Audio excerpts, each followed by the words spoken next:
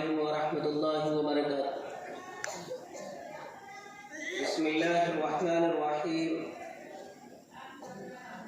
अल्हम्दुलिल्लाहिल्लज़ी हदाना सिरात तरीक़ व जअलना तौफ़ीक़ खैर रफ़ीक़ वस्सलातु वस्सलामु अला रसूलिहिल करीम अम्मा बाद। फ़क़द क़ाल अल्लाहु तबारक व तआला फ़िल क़ुरआनिल मजीद बअद अऊज़ु बिल्लाहि मिनश शैतानिर रजीम बिस्मिल्लाहिर्रहमानिर्रहीम। या अय्युहल्लज़ीना आमनु उदख़ुलू फ़िस्सिल्मि काफ़्फ़ा व ला तत्तबिउ ख़ुतवातिश शैतान। सदक़ल्लाहुल अज़ीम। मोहतरम हज़रात और सामीन इकराम, हम लोग सिर्फ दीन और शरीयत की बातों को सुनने के लिए आए थे और उस जगह में हम और आप तशरीफ़ लाए थे जहाँ दीन और शरीयत की बातें सिखाई जाती है, बतलाई जाती है, जहाँ दीन पर चलने वालों को तैयार किया जाता है। लेकिन सच्ची बात यह है, हमने बहुत सारे लोगों के बयानात को सुना। मैं सिर्फ आपको एक वाक़या सुना देता हूँ इसी आयत करीमा के तहत।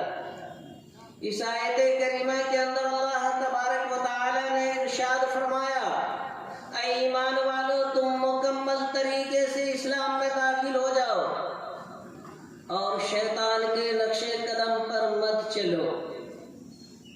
शैतान का नक्शे कदम क्या है, शैतान की पैरवी क्या है, हम इसी को समझना है।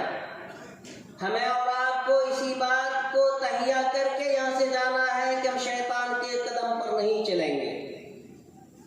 हम में सबसे बड़ी खराबी कहाँ से आती है? सबसे बड़ी खराबी हमारे इस्लाम के अंदर जो आती है वो विलादत के वक्त से ही आती है। नबी अकरम सल्लल्लाहु अलैहि वसल्लम ने तो इरशाद फरमाया, जब बच्चा पैदा हो जाए तो दाएं कान में आज़ान कह दो और बाएं कान में तकबीर पढ़ा करो। लेकिन हम लोगों की आदत बन गई है कि हम सोचते हैं हमारी माँ और बहनें माँ बने जाकर के हॉस्पिटलों के अंदर, जहाँ पर नर्सें जो है जय हनुमान और जय श्री राम का नारा लगाती। आज उन बच्चों के कानों में आज़ान की आवाज़ें नहीं आती, उनके कान में तकबीर की आवाज़ नहीं आती, बल्कि दो चार पैसों की लालच में हमने शैतान की पैरवी करते हुए अपनी औरतों को हॉस्पिटलों में ले जाकर के वहाँ उसको माँ बनाया, जिसके नतीजे में उस बच्चे की आवाज़ शुरू से ही शैतान वाली आई। वो बच्चे अब आगे चल करके नबी अकरम सल्लल्लाहु अलैहि वसल्लम ने इरशाद फरमाया, जब बच्चा बोलना सीखना चाहे, जब बोलने का इरादा करने लगे, जब आप उसको कोई बोली सिखाना चाहे तो सबसे पहले आप कलमे का बोल ला इलाहा इल्लल्लाह मुहम्मदुर रसूलुल्लाह सिखाइए। इसी को तो हम और आप अव्वल कलिमा कहते हैं। लेकिन हमारी आदत है कि हम और आप क्या करते हैं, इस कलमे को नहीं सिखाते, बल्कि कहते हैं कहो जी पापा, कहो जी पापी, कहो दादा, कहो दादी, कहो भैया, कहो मुन्ना, कहो बुआ, कहो बुबू। क्या ये हमारे यहाँ का रस्म रिवाज नहीं है? हम तो शरीयत से शुरू ही से हटते जा रहे हैं। जिस बच्चे को सिखाने का हुक्म आया ला इलाहा इल्लल्लाह मुहम्मदुर रसूलुल्लाह सिखाओ, हम उसको बाप दादे का नाम सिखाते हैं, गांव का नाम सिखाते हैं, पोस्ट ऑफिस का नाम, थाने का नाम सिखाते हैं। इससे बढ़कर के हुक्म आया नबी अकरम सल्लल्लाहु अलैहि वसल्लम का कि जब बच्चा 7 साल का हो जाए उसको नमाज पढ़ने की ताकीद करो, नमाज पढ़ने का तरीका सिखाओ। क्या हम में से कोई है? उसके बाद हुक्म आया कि बच्चा 10 साल का हो जाए, नमाज ना पढ़े, उसको मार करके नमाज पढ़ाइए। हम में से कितने लोग इन बातों पर अमल करने वाले? ये मदारिस तो इसी के लिए है, ये इस्लाम की तालीम देते हैं, इस्लाम की फैक्ट्री के अंदर, इस्लाम के कारखाने से इस्लाम की चीज़ों को तैयार करते हैं। लेकिन आप लोग सुनने से पहले ही यहाँ से जा चुके हैं। आपको क्या मालूम कि कहने वाले क्या कहने के लिए आए थे? आप तो घर चले गए, कहने वाला किसको सुनाएगा? इसी दीवार को, इसी तख्त को, या इसी कुर्सी को जो खाली पड़ी हुई है, या सामने में कोई बैठे नहीं हुए हैं, किनको सुनाएगा? अपने दिल की अरमान किनके सामने में वो बयान करेगा? मदारिस वालों का ये ख्याल था कि लोग सुबह तक फजर की नमाज लेकिन आज हम लोगों की यह हालत है कि जहां दीन और शरीयत की कोई बात होती है वहां से जल्दी रास्ता जो है घर की तरफ ले लेते हैं। और अगर यही कोई इस तरह की बात होती जहां पर के दीन और शरीयत की बातें नहीं होती, वहां घंटों खड़े होकर के लिए सुनने के लिए हम तैयार होते। एक वाकया लिखा किताबों के अंदर। एक बादशाह के 3 लड़के थे। बादशाह ने अपनी जिंदगी के अंदर जितना चाहा जमीन जायदाद रुपए पैसे में तीनों बच्चों के अंदर तकसीम कर दिया, बांट दिया। लास्ट में ये कहा जो सामान मैं नहीं बांट सका, अगर खुदा न खास्ता मेरी मौत हो जाए और तुम लोगों के भाइयों के दरमियान में आपस में लड़ाई हो तकसीम न होने पर, यानी बंटवारे में सही न होने पर, तो फला जगह का जो बादशाह है वहां जाकर के उनसे दरखास्त करना, वो आकर के तुम्हारी चीजों का बंटवारा कर देगा, हिस्सा कर देगा। कह करके 2-4-10 दिन के बाद ही बादशाह का इंतकाल हो गया। तीनों भाई आपस में बंटवारे करने में लड़ने लगे। तीनों भाइयों में से कहा, अब्बा ने तो कह दिया था फला बादशाह से हिस्सा करवा लेना, चलो तीनों भाई चलते हैं, उस बादशाह को बुला करके लाएंगे। तीनों भाई खुशी से जाने लगे। रास्ते में एक आदमी मिला, उसने कहा भाई मेरा ऊंट देखा है? तीनों भाई ने कहा मैंने नहीं देखा, हम तीनों ने नहीं देखा। उनमें से एक भाई बोला कि आपका ऊंट अंधा था, काना था? कहाँ काना था? कभी मैंने नहीं देखा। एक भाई ने कहा क्या आपके ऊंट के ऊपर एक तरफ चावल और एक तरफ जो है गेहूं डला हुआ था? उसने कहा हाँ। कहा मैंने नहीं देखा। एक भाई ने कहा अच्छा ये बताइए क्या आपका ऊंट का दुम कटा हुआ था? कहा बिल्कुल दुम, पूछ जो है पूछड़ी इसको बोलते हैं, वो कटा हुआ था। कहा हमने नहीं देखा। वो आदमी कहने लगा ये तीनों अलामतें मेरे ऊंट में है। मेरे ऊंट के ऊपर गेहूं चावल लदा हुआ है, मेरा ऊंट काना है, मेरे ऊंट का जो है दुम कटा हुआ है, और फिर आप तीनों बता भी रहे हैं निशानी भी सब चीज, और फिर भी जो है आप ये कह रहे हैं कि हमने नहीं देखा, हम नहीं जानते। आप तीनों कहाँ जा रहे हैं? काफरा बादशाह के यहाँ जा रहे हैं।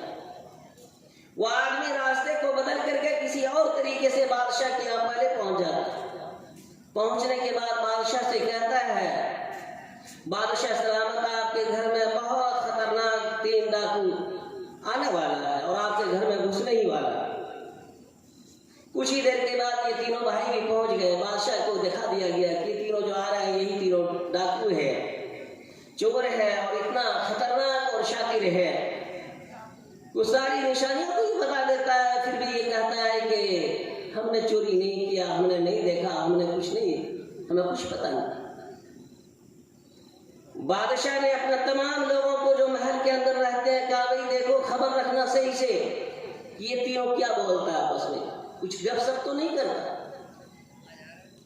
रात का टाइम हुआ, बादशाह की तरफ से खाना आया, खुद बादशाह खाने के लिए नहीं आया, न बादशाह ने कोई बातचीत किया।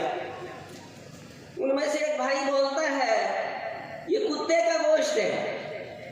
दूसरा भाई कहता है कि ये जो रोटी है ये रोटी वो औरत बनाई है जिसको महीने का खून आता है, औरत की हालत अच्छी नहीं।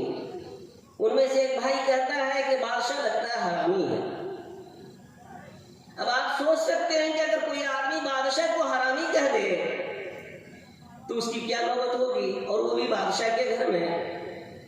वो जो खाना खिलाने के लिए आए थे उसने जाकर के बादशाह से तीनों की बातों को नकल कर दिया कि बादशाह सलामत से एक ने तो ये कहा कि कुत्ते का गोश्त है, दूसरे ने ये कहा रोटी बनाने वाली औरत की हालत अच्छी नहीं है, और आपको भी हरामी कर दिया। बादशाह आग बबला हो गया, अच्छा मेरे ही घर में और मेरे खिलाफ बोलता है। लेकिन ये तीनों भी तो बादशाह ही के बेटे थे। सुबह हुई, जब मजलिस लगी बादशाह के सामने में, वो जो ऊंट वाला था वो खड़ा हुआ। बादशाह सलामत यही तीनों भाई हैं जिसने हमारे ऊंट को चोरी किया, या हमारे ऊंट को पकड़ के रखा है, ये जानता है कहाँ है, सब चीज बता रहा है, लेकिन इसके बावजूद ये इनकार करता है कि हमको नहीं मालूम।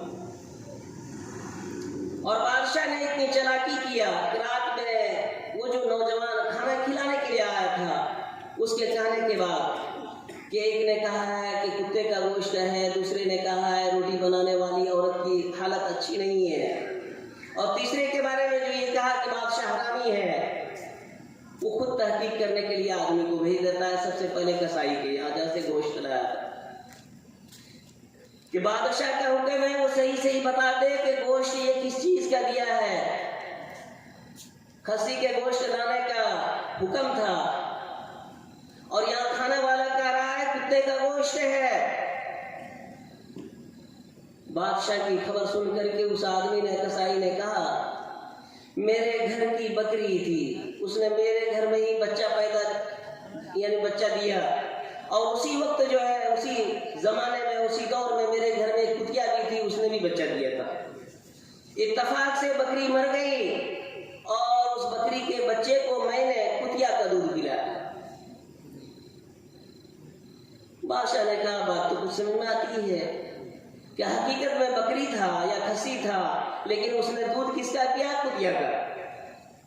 उसके बाद जो है बादशाह ने रोटी बनाने वाली औरत के पास खबर भेजा कि जाकर उससे मालूम करो किस हालत में। उसने कहा मैं नापाक हालत में हूं। उसके बाद बादशाह ने एक तलवार लिया हाथ में और अपनी मां के पास भी पहुंच गया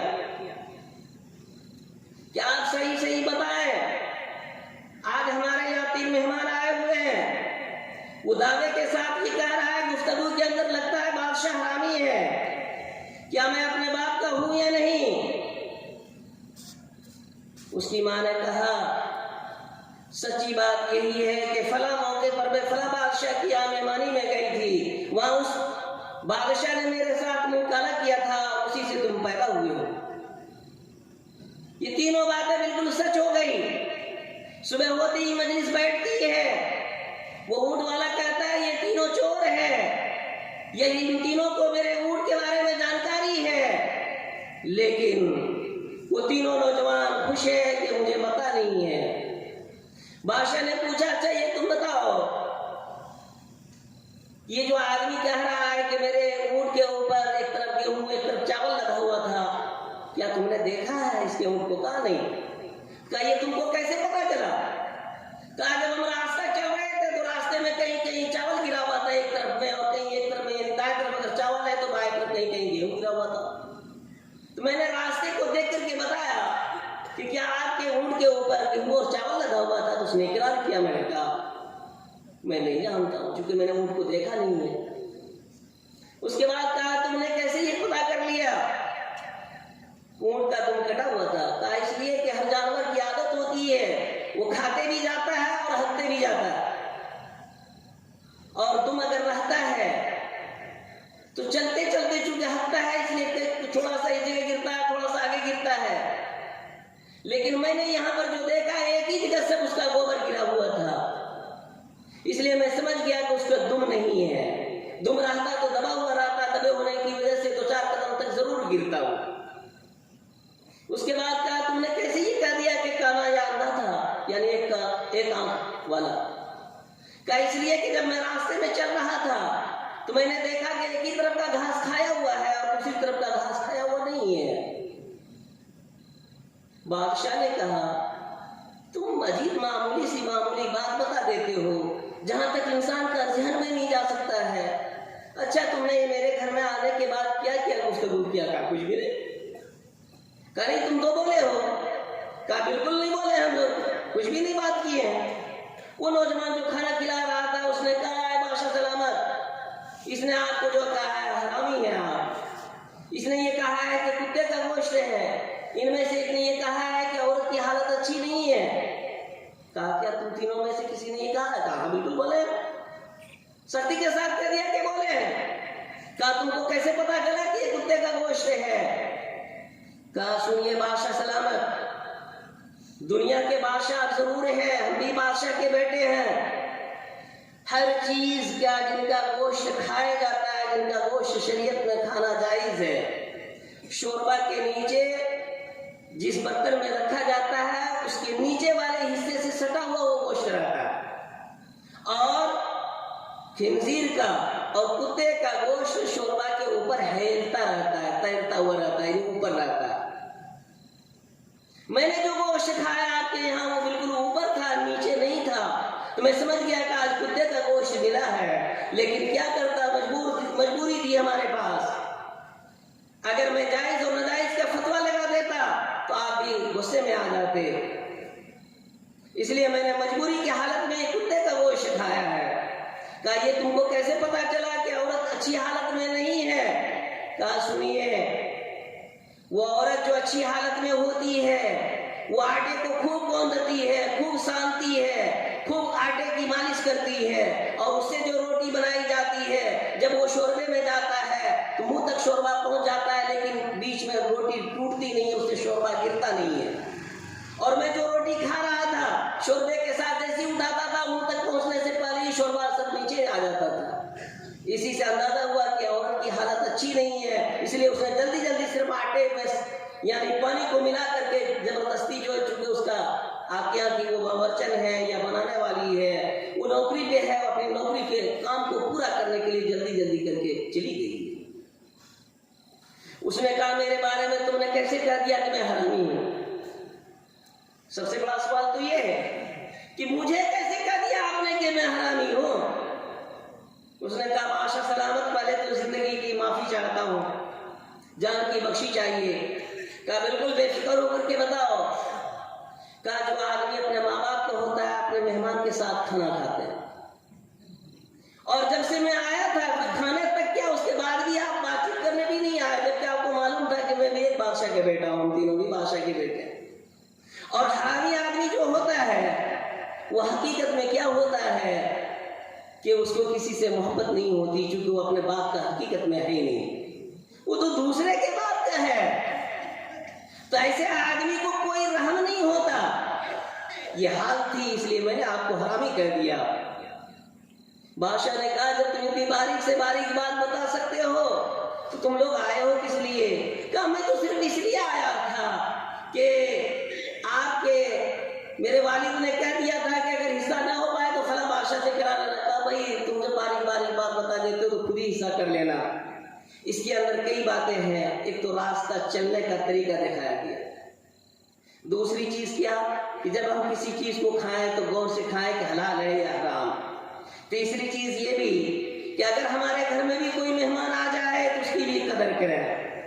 चौथी चीज क्या है कि हम लोग तो मेहमान थे, आप लोग मेजबान थे, मेहमान को छोड़ करके चले गए तो आप लोगों के साथ हम लोग क्या उसने अकीदत रख सकते हैं। इसी बात पर मैं अपनी बात को खत्म करता हूँ। आखिर दावाना अल्हम्दुलिल्लाह। माशाअल्लाह, जज़ाकल्लाह। ये थे मौलाना मोहम्मद सलाहुद्दीन।